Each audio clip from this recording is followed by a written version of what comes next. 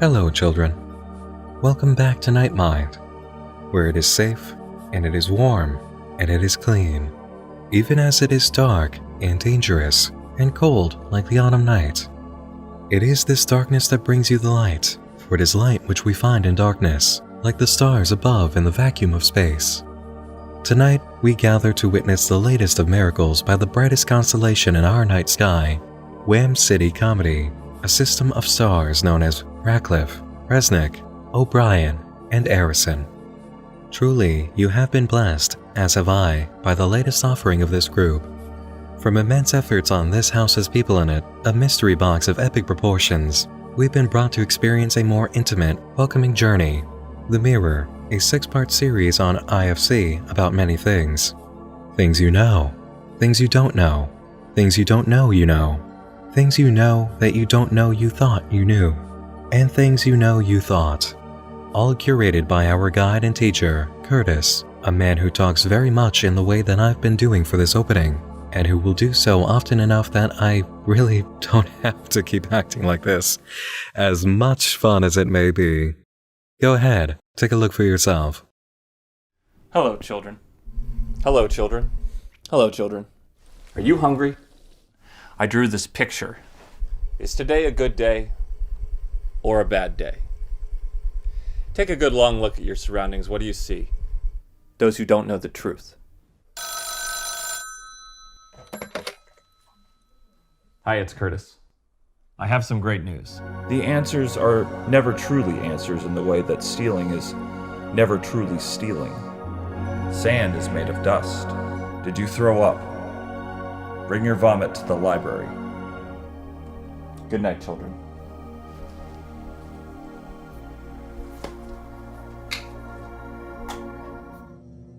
If you haven't seen Wham City's latest project by now, you've been missing out. It feels as if there's nothing this group can do wrong. Whether it's a horrifying abstract film or some offbeat comedy with a touch of darkness, they keep on delivering material that's worth watching. The Children of the Mirror, or The Mirror for short, is a series of educational videos for people who have some interesting beliefs about life, the universe, and everything. These beliefs are taught by Curtis, who, as you've seen, has a sort of habit of speaking in riddles while using the tone of an all-knowing priest. Everyone lives together in the same house, following the orders of Curtis while they learn his teachings. And if this sounds like a cult to you, boy, are you absolutely right about that. Before we begin discussing life as a child of the Mirror, you'll need to see what it's like. As always, I want you to watch the videos before continuing on with mine if you haven't yet done so. I'll be putting a link to the playlist for the Mirror on the screen for desktop, laptop, and mobile users, and there will be a link in the video description as well. The series has 6 episodes, each about 5 minutes long. That's only half an hour to watch, so really, hit that playlist if you haven't seen this yet, and then come back to me after episode 6. All set? Excellent. I hope that experience made you as happy as Fanny and Reese riding a 2-person bike. Just look at those faces. I know I felt their joy. And really, joy is not out of place for an emotional response to Children of the Mirror. Wham City Comedy has brought us plenty of psychological, abstract, and horrifying material, with varying degrees of dark humor in each piece. But The Mirror is the most comedic achievement. It's funny and unsettling at the same time, riding a line of wonderful absurdity and chilling events, but you never quite lose the smile on your face. Robbie Ratcliffe, who played Curtis in this piece, is leading the charge for creation and direction of The Mirror, and it's great to see him at the front of a project. While being more of a humorous piece and feeling different from what we've seen by Wham City so far, it still completely feels like something they made and has all the right beats. It has that ever-present appeal that keeps creatures of the night like us coming back for more. A mysterious, surreal element begging to be solved. Occult is a frightening concept on its own, but history gives us valid reasons to be afraid. True horror stories have taken place over time as men like Jim Jones and Marshall Applewhite turned ordinary people into willing slaves, made them engage in human rights violations, and led hundreds of followers to commit suicide. Every cult has its own wild belief system, at the head of which is a preacher who is the source of all knowledge. They make the choices, they provide the teachings, and they are revered and feared in equal measure. Make no mistake about it, the Children of the Mirror is definitely a cult. It's a cult whose belief system we know very little about, but we discover enough during the video lessons to get a good sense. We'll start with the most obvious piece, which is part of the mirror's belief system and also a classic sign of cult behavior. Lesson 8, Altruism, highlights how Curtis is a selfless, giving provider who doesn't take more than he needs, and he doesn't keep many things either. The children, his followers, are taught to share the same lifestyle of taking the bare minimum and not really owning many things. Fanny, the most serious disciple of Curtis, illustrates the point best in her timeout session. I know it's hard to imagine, but there was a time when I kept things for myself. All of the children can be seen lacking items of their own, actually. In Time Out with Reese, you'll notice that he barely has anything in his room, and the few things that he does have are incredibly boring. What is this, just a shelf taken out of a cabinet? A single dumbbell and one wall decoration? Wesley doesn't seem to have any more freedom than Reese does. We see some kind of decoration on what appears to be a box, a picture frame containing photos of, who else? Reese, Fanny, and Curtis, and something in the back that seems like wood. Oh, but he also has something else, which he shows us to explain his Curtis-approved technique for keeping things clean. And when I do vacuum time, it goes real quick, and all the dust collects in the bags. So then I just have to, and I sleep on the floor, so there's dust everywhere. But the bags really have cleaned things up a lot. That might have seemed like an odd transition between shots, and it takes a moment to realize what happened, but after watching it back slowly, you come to understand. The cut between Wesley showing us his plastic bag and the next scene is blurred by the image of another child of the mirror passing by. The moment after they pass through, you see Wesley's been put off his train of thought, and he no longer has the bag. Whoever entered the scene took it away from him. Wesley was holding on to contraband. Controlling people through their ownership of material goods and personal items is a definite sign of cult behavior. It's a symptom so extreme it can be found as a trait in a lot of dystopian future stories. We can underline the rule of not having frivolous material possessions in the house through Fanny, the most well-behaved disciple of Curtis. The only items in her room are for housekeeping: a sponge, a cloth, an extra pair of gloves, and the record book. One item you'll find all three of them have in their rooms is a glass of water, which brings us to our next observation about the children: the extreme importance of water.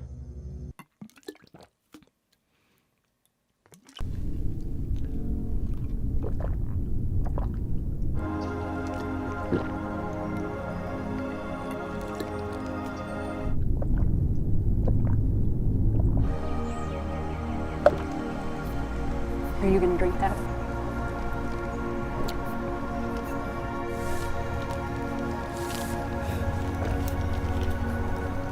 Yeah, staying hydrated is kind of a big deal in the Children of the Mirror. It's so important that Curtis ends his video lesson on water by wearing soaking wet clothing.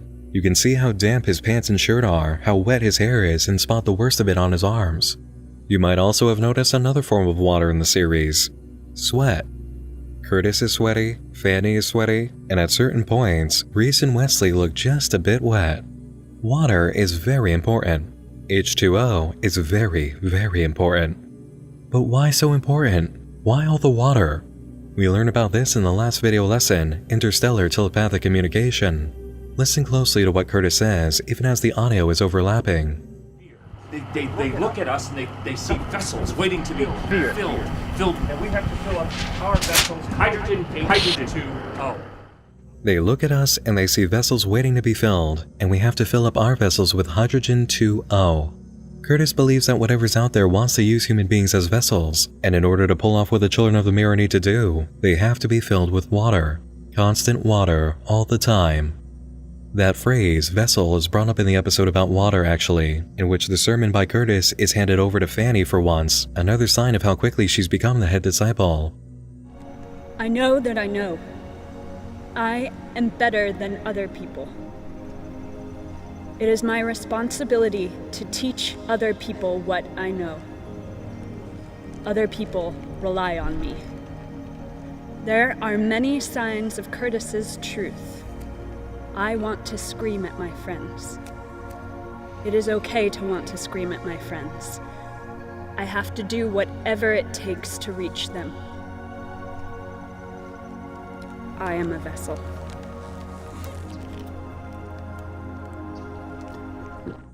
Even though half of Curtis's sermons are free associating garbage that sounds mystical, this one makes a relative amount of sense. Fanny has a dire need to tell other people the truth of Curtis. His truth is so powerful that she wants to scream at her friends. She is a vessel for the truth of Curtis, and she needs to eject that truth at others. Speaking of ejecting truth, does anybody else remember a rather weird statement by Curtis during his first sermon? I mean weirder than most of them. The gross kind of weird. We cultivate the fire in our brains so that we may shield ourselves from our enemies. We must find new ways to disseminate the fire. What ways are there? Is a book a way? Is yelling a way? Can you yell a whole book?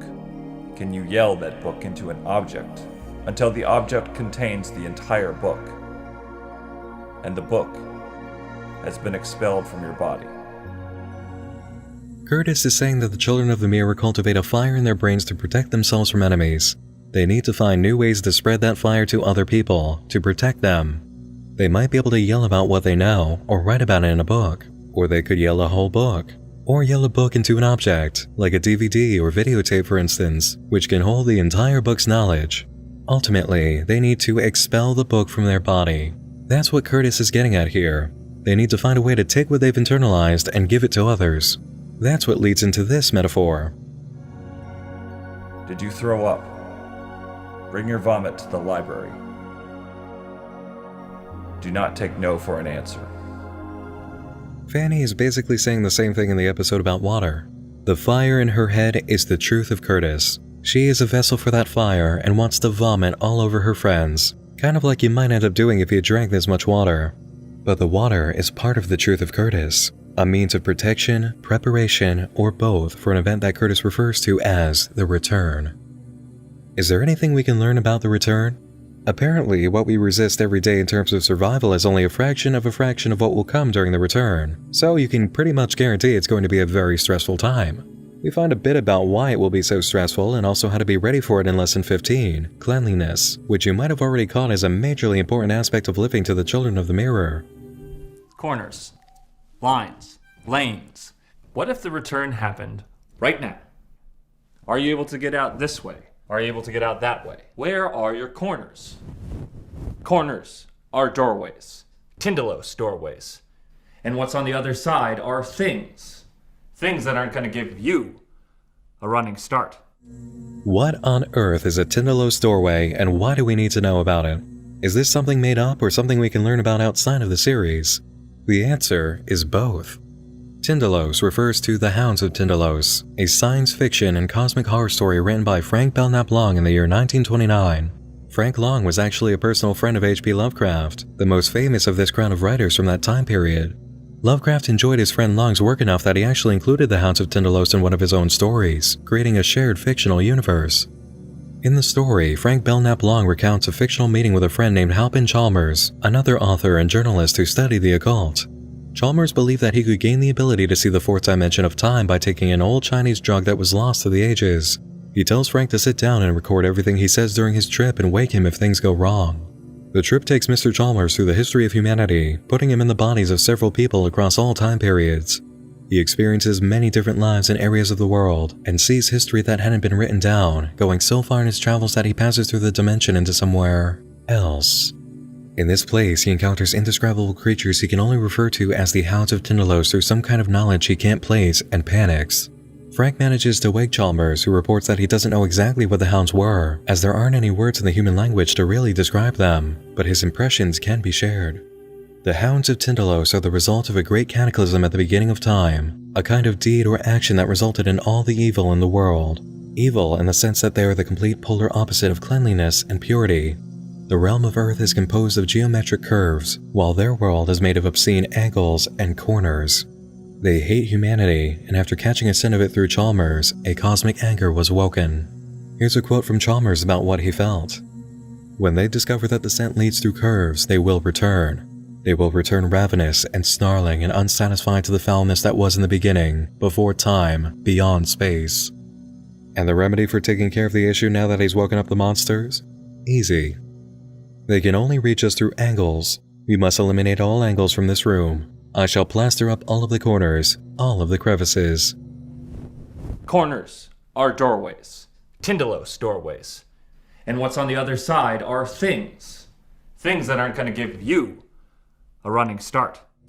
They definitely won't give you a running start. The story ends with Chalmers and Frank sealing up all the corners with plaster to make the room round, but an earthquake the following day breaks all the plaster, revealing the angles and laying the Hounds of Tindalos through. Chalmers is later found decapitated, with his head placed neatly on his chest and a triangle around his body made with pieces of plaster. So now we know what Curtis is afraid of and what he's been teaching the children of the Mirror. There are cosmic beings of unspeakable evil and horror beyond the dimension of time, and any day now they're going to break through the wall of reality using angles, or, as Curtis said, corners. And because what may come through a Tindalos doorway is a creature that is 100% filth, the opposite of purity and all that is clean in the world, the only way to fight it and prepare for a return event is through cleanliness. Absolute, impenetrable cleanliness. Being clean means being safe. Being clean involves drinking lots of water, being constantly filled with water. Being clean means keeping your hands covered with gloves. Cleanliness, in this case, really is next to godliness. Maybe that's why Curtis throws an absolute fit whenever something concerning cleanliness in the house goes wrong.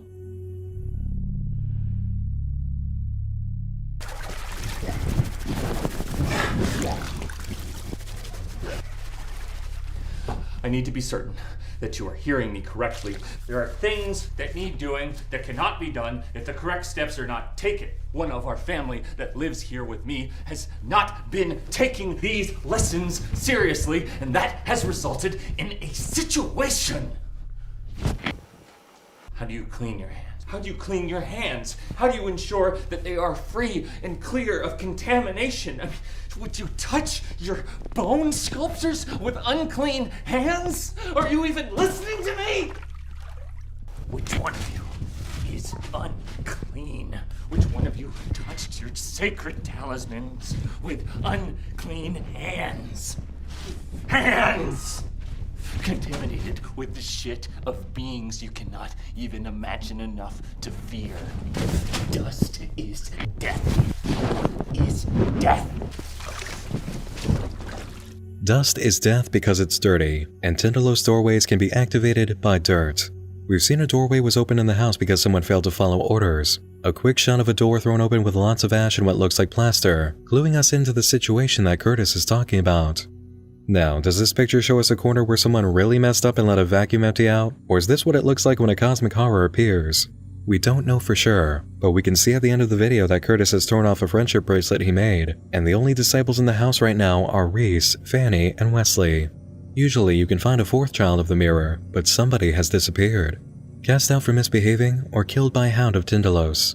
We can't be entirely sure, but we know that something is definitely wrong here, and it has nothing to do with being attacked by some kind of demon. While the video plays, you'll see a lot of sudden cuts, and during those cuts, you might notice a quick flash of color. At certain points, it looks like Curtis, Fanny, and Wesley are becoming sick, developing horrible red rashes on their faces. I've slowed down the sequences so you can spot them.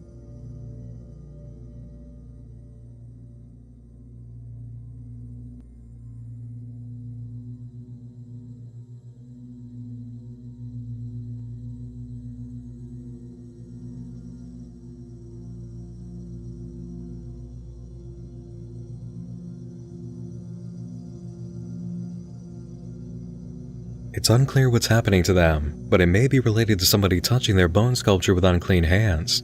And here's a question we do need to ask about the bone sculptures. Do they have anything to do with protection against Hounds of Tindalos according to Frank Belknap Long? Not as far as the original story goes. It's possible that Curtis read some adaptation of the story by another writer, because the original story, The Hounds of Tindalos, entered the public domain decades ago, and that story might have had something to do with bone sculptures that could be used for protection. But as far as we know right now, the bone sculptures, obsession with water, and other traits of the cult are new territory. Cleanliness you can understand, but the rest of it? There is really no telling where Curtis got his ideas. The list of things we don't understand grows once we see the final video. Curtis is the last remaining member of the Children of the Mirror, and we don't know what happened to any of the others. He can't even afford to keep the cameraman around. He sets up the camera on his own, plays the intro music on a speaker, and uses a poster for the episode title. In this lesson, we do end up learning a bit about interstellar telepathic communication. Sort of. Curtis relates the Earth to a plate and the universe as a table. The Earth is on the table, but what happens when it reaches the edge? What is under the table?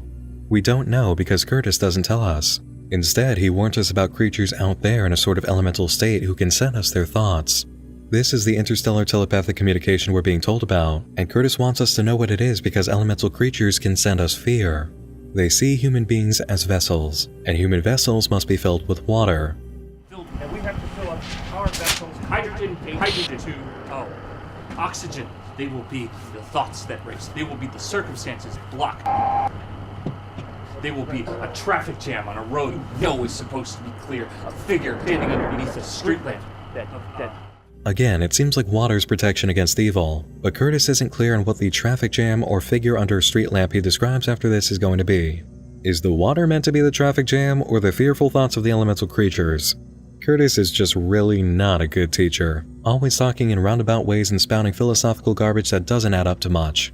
He really leaves us hanging at the end, going into a fit in a mess of jump cuts that might be the result of outside interference with the video. He hides himself under a sheet of plastic, grabs the camera and heads outside, taking note to avoid corners. He runs around for a bit before suddenly coming face to face with himself, leaning out a window. And it's at this point that we get lost entirely because, really, what? How did that happen and what does it even mean? Was there anything leading up to this at all that could explain it? Can we find any clues? Thankfully, we can do a bit of investigating. Once again, we've got to slow down the footage and take it step by step to make sense of things. When Curtis leaves the building, we can see a fence on the right and something big and square on the left. Once he gains a few steps across whatever parking lot he's in, we see something round with a rim on the end. Curtis runs around for a bit, then steps into an area where the first thing we see is the open end of a garbage can. He heads down the alley and into a corner where his doppelganger is in the window. On the left, we see a fence. On the right, we have a central air system. And of course, there's Curtis wearing exactly what he had on when he stepped outside. This is precisely the same spot where he just left the building. Compare the final image where he runs into himself with the opening and you'll catch it.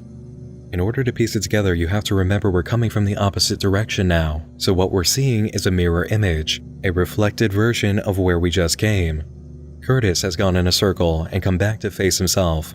If you slow down the run through and just follow his movements in the video, you'll be able to track him. He leaves the window, runs forward, turns left, keeps going forward and left, and circles around. Curtis heads up the alley and goes to the window, facing his clone. He circled around and is now seeing himself. And here's the really crazy part. We might have been told this was going to happen through a prophecy that involved a secret video. If you go to the site for AB Video Solutions, the production company run by Wham City Comedy, you'll see a very interesting video running in the background. One of the children of the mirror is playing with a pen, making some very specific movements with it around a notepad. You can't find a link to watch the video on its own from the front side of the site. You've got to go to the back of the site, the source code, where you'll find this. Special video background, with a video ID that works for YouTube. Enter the video ID into any link for a YouTube video and you'll be taken here. Mirror background is the title of the upload, and it's no mistake that the letter G is missing. Again, we have a child of the mirror moving a pen around, using very intentional movements. This is actually a code, and it's one you've heard of before, but not usually presented in this way. Morse code. The most common form of Morse code is audio, but the dots and dashes that make up the language can be shown through movement. After a bit of code cracking, you'll find that if the pen is placed on the left or turned in place, it stands for a dot. Moving it to the right side gives you a dash mark. Follow the movement, and you'll get your message. Reese, forward and backward. It's not only the letters that are reflected, the actual dots and dashes code is presented in a reverse format. You have an exact mirror image of Reese's name. So we have information telling us about reflections and going back around the mirror, and this is a story about the children of the mirror. Why use Reese's name though? The story's not about Reese, is it? They could have used any word to get their point across. Going back to Reese's time out, we touch on something that may have been mistaken for just an entertaining character piece early on. I was in this band for a little while, and it was just me in the band. After the band broke up, we were like, oh, we should do like a performance. Anyway, that kind of evolved into this 12-volume script. I decided to make it like just a one-man play. Right now, what I'm certain of is that it's going to be kind of like a Christ allegory. Do you ever see like when a magician just pops up? They're not there, then it's just poof. There's not going to be a poof. I would see this stage, and I figured we'd do it. Right now, it's just this piece of paper.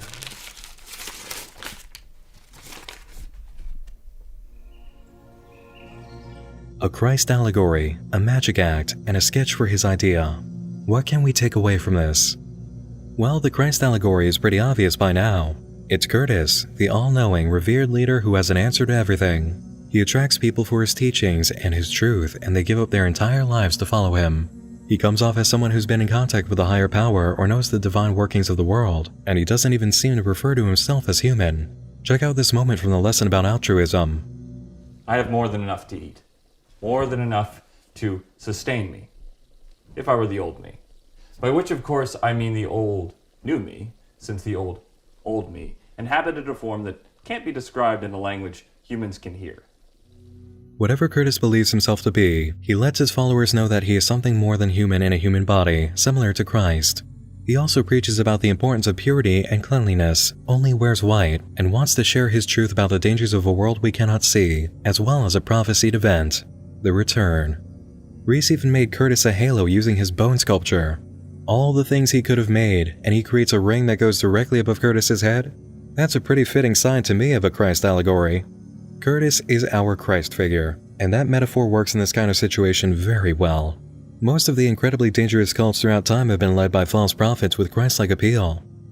Now for that bit about the magic act, the sudden appearance without the puff of smoke. That can be seen during the final moment we see on video, with Curtis running into himself. He appears out of nowhere and seemingly without magic. And finally, for the sketch of the idea by Reese. There's really no telling what he was attempting to make here. It's a pretty vague design plan for a stage, but there is something worth noticing. The oval and the arrow going around the stage. Reese could have been trying to design a platform that rotates or a whole stage plan that could do so, but it's the idea of going around that we want to pay attention to. Going in a circle, moving in a round motion is what brought Curtis, our Christ figure, into the path of his doppelganger, which appeared without a puff of smoke. First he's here, then he's there. Magic. And of course, it was a video called Mirror Back Round that brought us back to Reese. You could even bring up that we came from the end of the series all the way back around to the first video to study this, and that might have been intentional. So Curtis is a Christ figure experiencing an event that Reese might have actually predicted. What does it mean? Why are they called the Children of the Mirror when a mirror is never mentioned? Why did Curtis run into a reflection of himself? And what's with all of the emphasis on hands? What does the hand sign mean? Why bone sculptures, and whose bones are these? Where did Curtis learn all of his teachings?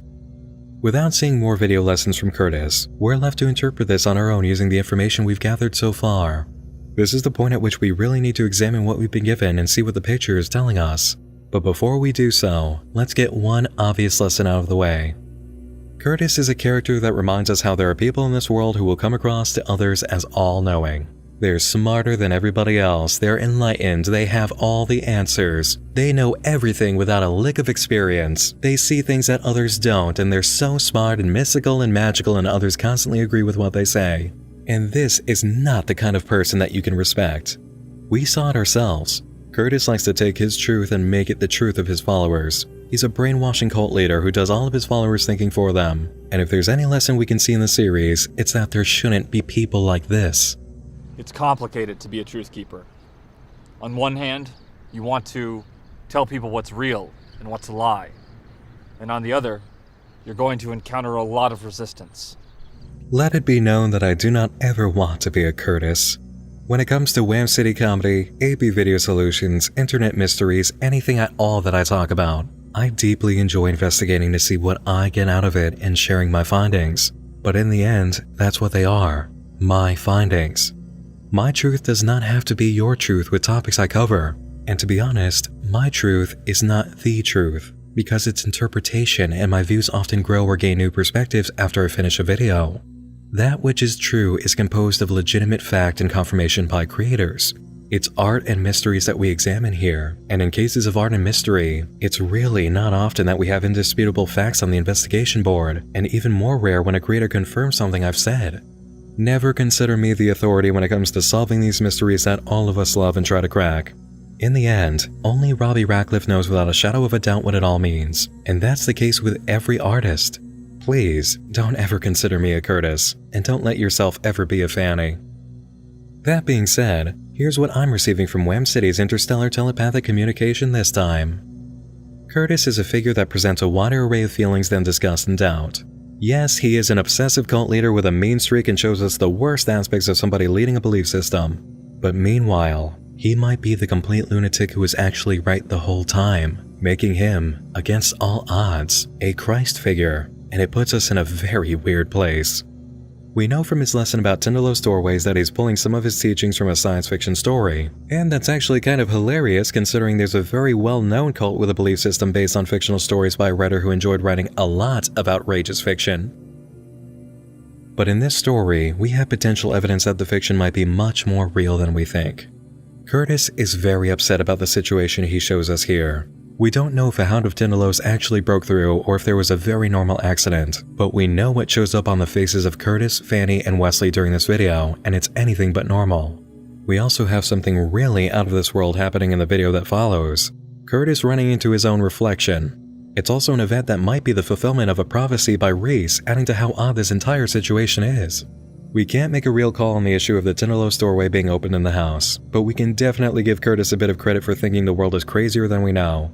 All he did was run around in a circle and he met his own doppelganger. His event was also foretold, even in a roundabout kind of way, by one of his followers, and he and his followers began showing sudden impossible flashes of illness in a moment of stress. Yeah, Curtis is crazy, but he's also not crazy, I guess. The ending shot of the series may be the best way to wrap up the message. We see a plaque that reads, "When life gives you lemons, make lemonade." And right next to it we have a jug of water that's been disturbed, but it's moving in the weirdest way. Look at this. Something is wrong with the physics here. You might also notice that we're not on the same camera as before. The way we're seeing this is from a different setup than the one that Curtis had when opening the video. I don't think we're in the same place that Curtis just left. When life gives you lemons, make lemonade. The original quote, "When life gives you lemons, make lemonade," is about taking something sour and unappealing and turning it into something sweet and good, making the best out of a bad situation. If you're taking lies and making them into lemonade, then you're turning deceit into something else. And this is the point where interpretation can really vary. If the lies that Curtis was selling were lies that made people feel good and believe in something great, then the act of turning them into lemonade means creating an absolutely horrible truth. If his lies were vile and created misery, then the lemonade is the shocking twist that he was, in a way, completely right the whole time. After what we've seen from the visual art performances of Wham City, we know that ideas and feelings can become physical manifestations. There's a kind of reality-bending zone where belief manifests into life itself and wreaks absolute havoc. It's possible that is what we're seeing here, which would make the first idea about lemonade true. Lies for good being twisted into horrible truth. If the lesson is actually about how some really nutty people could, against all odds, turn out to be right, then the second idea about lemonade seems more fitting. Either way, we're sitting in a very odd place now, and so is Curtis. We've gone back round the mirror. We are on the other side of the table, the side that Curtis couldn't explain to us, seeing something we shouldn't be seeing, just like the character in The Hounds of Tindalos. But there's one more thing we haven't seen yet, and it has everything to do with sight. That symbol of the hands raised in front of the eyes is a weird one for sure, but it definitely has a meaning, at least when it comes to the idea of a cult. By raising their hands in front of their eyes, these people are blinding themselves. Their obedience to the cult leader makes them totally incapable of seeing what's directly in front of them, and it's a willing act of blindness taught by someone who only wants them to see what he chooses. It's a good bit of commentary on the nature of a cult, and Curtis might have a reason for doing it based on the Hounds of Tindalos. In the story, the first thing that happens to Chalmers before he begins to see the history of the world is complete and total blindness, even when his eyes are open. Having the palms facing out instead of the expected movement for covering your eyes is kind of like throwing off the idea that they're blinding themselves. The second layer of meaning to the hand sign is something I felt all through the mirror as a theme, especially whenever Fanny came up. Using people as mirrors to reflect your own image. Cult leaders and narcissistic know-it-alls have always used human beings as reflective surfaces, surrounding themselves with people who adore them so they can keep their mental image pristine. The sign of the palms facing out instead of in provides more of an open surface area on the face, giving whoever looks at someone making that sign a kind of mirror and all the power in the situation. They can't see you, but you can see them, and they're making a sign that reflects your own image back in place of their identity. Curtis relies on the adoration of those around him. The happy-go-lucky Wesley, the extremely obedient and reverent Fanny, and the quiet but attentive Reese, who, for the most part, goes right along with everything until he begins to lose heart at the end. And just as he begins to lose faith, Curtis loses control of his group and immediately starts to lose control of himself until only he remains. Reflection, belief, and being blind. That's what I'm getting from the children of the mirror. What you see in the mirror may be different, but I think we can all agree that this was a very fun experience, and one there really should be more of. Imagine all of the video lessons that we didn't get to see, all of the answers and clues that we haven't been given. What kind of things happened in this house between lessons? What else do the children believe? How much crazier could this have gotten? Are there pieces that solve the aspects that we had to interpret freely? Have we even scratched the surface of what Curtis found? I'd absolutely love to see more if we could. The series really keeps you thinking about it, and it's also just fun and entertaining to watch this group of people. It's funny, it's smart, it's chilling, and it's the same engaging mystery box we love getting from Wham City. And at the very least, I think we'd all like to know where those bones came from if we could. Some of them look a little bit too big to have come from chickens. The Children of the Mirror was great. A really pleasant surprise that I enjoyed thoroughly. As always, I can't wait to see what this crew does next. And actually, if any of you are lucky enough to be nearby for one of the shows, Wham City is touring again starting March 23rd. Definitely go if it's possible for you and support the group. I'll put a link in the video description to check out the tour dates. That's it for now, children. Thank you again for joining me in the dark this evening, and thanks to all of my awesome supporters on Patreon. Stick around to the end of this video to see all of their names. Once more, I'm Nick Nocturne. And just like the creatures waiting to crash through the corners of your room during the return, I'll be seeing you again real soon. Sleep tight.